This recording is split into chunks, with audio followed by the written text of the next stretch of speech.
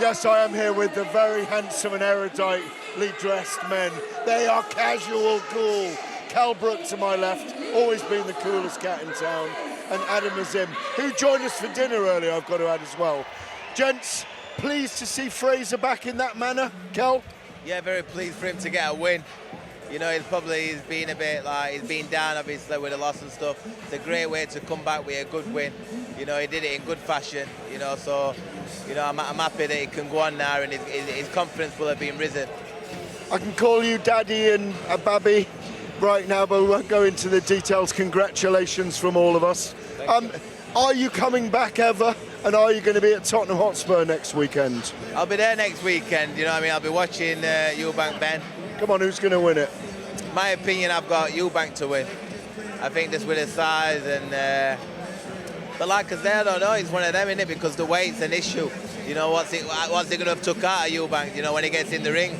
You know, that we're going to have to wait and see. But like, I just slightly favour towards Eubank in this fight just because he's boxed on a bigger level. You know, for me, Conor's not really boxed at that level, you know, as yet. You know, Would you have smashed Conor as a welterweight? I've smashed them both. Would you have smashed them both? Absolutely, I've smashed them both. You know what I mean?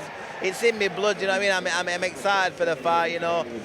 Would you have smashed Azim when he came up to welterweight as a 28-year-old? Absolutely. All right, listen, let's bring Adam in as that, because I'm at that point. I'm glad he didn't hear that. No, he wasn't listening, thank God.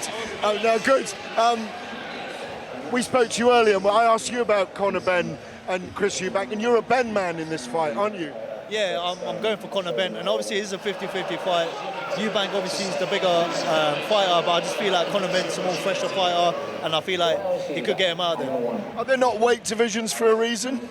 They're weight divisions for a reason, but I looking at Chris Eubank's last performance, I wasn't really too keen on it. He's definitely aging. Against Kamil Zarmata, he did show that, but how do you see the fight unfolding then, Adam? Well, I think Conor's going to do what he does best, just go straight at him and obviously put the pressure on him, but Eubank's going to try to box him, but I just feel like Conor Benn earlier rounds will get to him.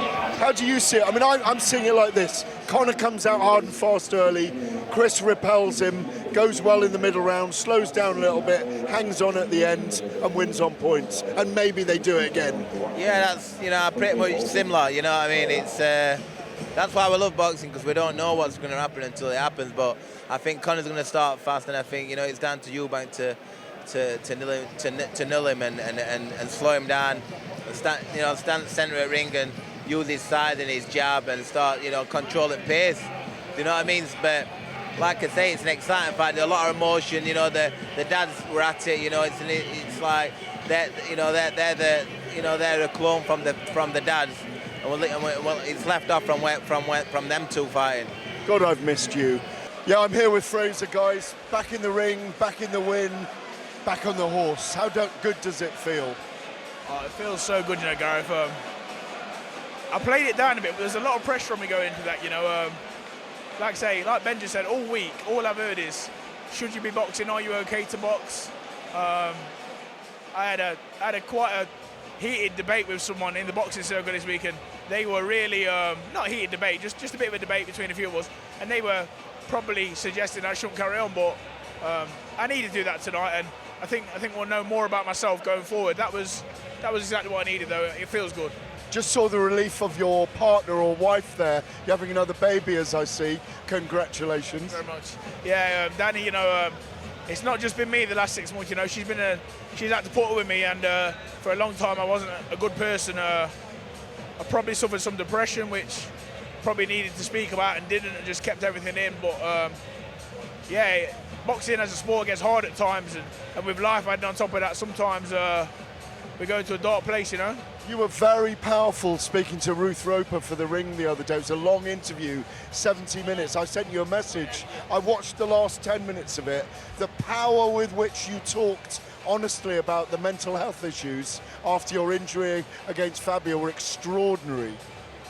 You know, I don't think it's something that should be kept quiet. You know, I'm just like every other man in the world, and no matter how big I am, yeah, big phrase, I'm just like everyone else. I've got feelings, you know, and it can be dark sometimes. Thank you, God, and thank you to my family and friends and team that've been around me to put an arm around me, because we all need that at times. And it's not, you know, you shouldn't be afraid to speak to people, because I was fortunate that I had the voice and I had people to listen to me.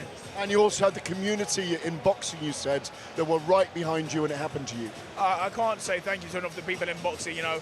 Again, I'll thank everyone now. I probably didn't get back to everyone since Fabio. I had hundreds and thousands of messages asking me how I was, concerned about me, and I just thank each and every one of you, because above all the boxing, above everything else, I'm just a human. I'm just a nice guy, family man, and yeah, just thank you to everyone. I remember when we bumped into you the next day in the airport in Riyadh after the injury. I think I put out a tiny tweet before we got on the aeroplane. 700,000 people watched it and responded to it. People care about you. Now they care about you getting back in the groove, maybe beating up people like David Adelaide. Listen, I think that'd be a great fight. You know, I think the build-up would be great. I think it'd be an actual great contest, and I'd look forward to competing in it if, you know, the powers that be can make that happen.